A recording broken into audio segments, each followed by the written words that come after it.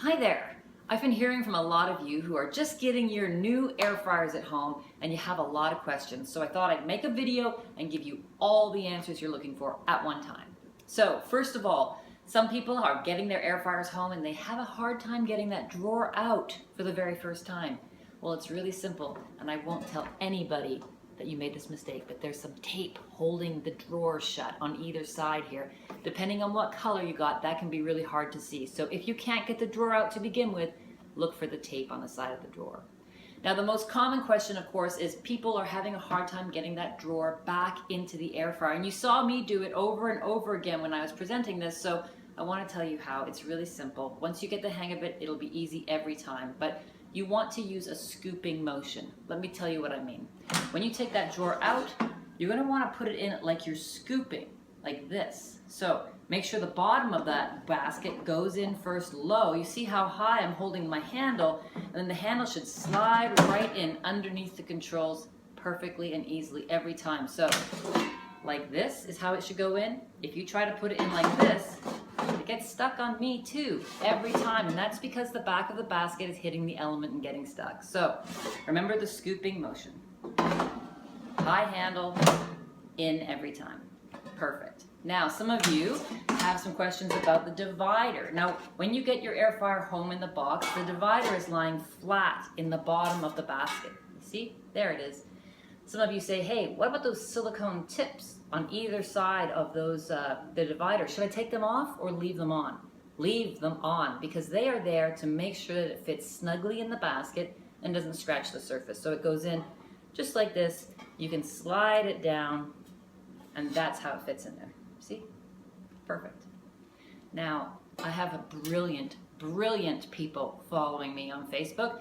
And Jan and Robin both came up with a great idea for their divider, and that is they use it flat, like this, down in the bottom of the basket to stop things from flying around. Brilliant. I used this for months and I didn't figure that out. So thank you, Jan and Robin. You can put that divider down flat inside that basket, and that will stop things like bread on grilled sandwiches, things like that from flying around. Perfect. Now, getting this basket into and out of the drawer. Here's the drawer, and there's a button on the basket here that you have to press. You have to press this button in order for it to release from the drawer, and it has to click when it's going back into the drawer. Now, depending on how long you've been air frying, that can get hot, so use an oven mitt if you need to. But press that button, and it should click the basket back into the drawer.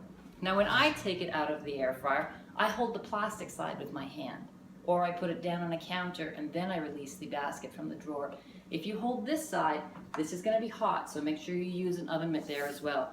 But simply press that button, release the basket, no problem. Now, if you're cooking fatty foods like bacon or sausage or burgers or meatballs, here's a great tip for you. Put a little water down here in the bottom of the basket or the drawer below the basket, and that actually helps grab the fat and stop it from smoking. So if your air fryer has been smoking when you're cooking really fatty foods, that's a great tip there. So remember, there it goes. High hand, low basket, it snaps in there, no problem. If you have any other questions, if you'd like to know more about air frying or you want more tips, go to www.bluejeanschef.com. There's a whole section there called Air Frying 101. I've got tons of information. And while you're there, sign up for my newsletter. It's easy. It's free. It doesn't come that often. Okay? And one last thing. When you go to turn the air fryer off, if you're going to turn it off, you press that power button. The fan is still going to run for about 20 seconds, and you'll think it hasn't turned off, but it's just cooling down and blowing out any hot air.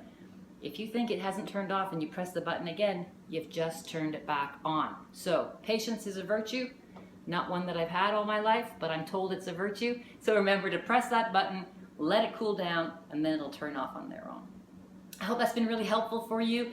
Of course, I'm here on Facebook. I'm trying to catch up. If you have any other questions, just shoot them to me there.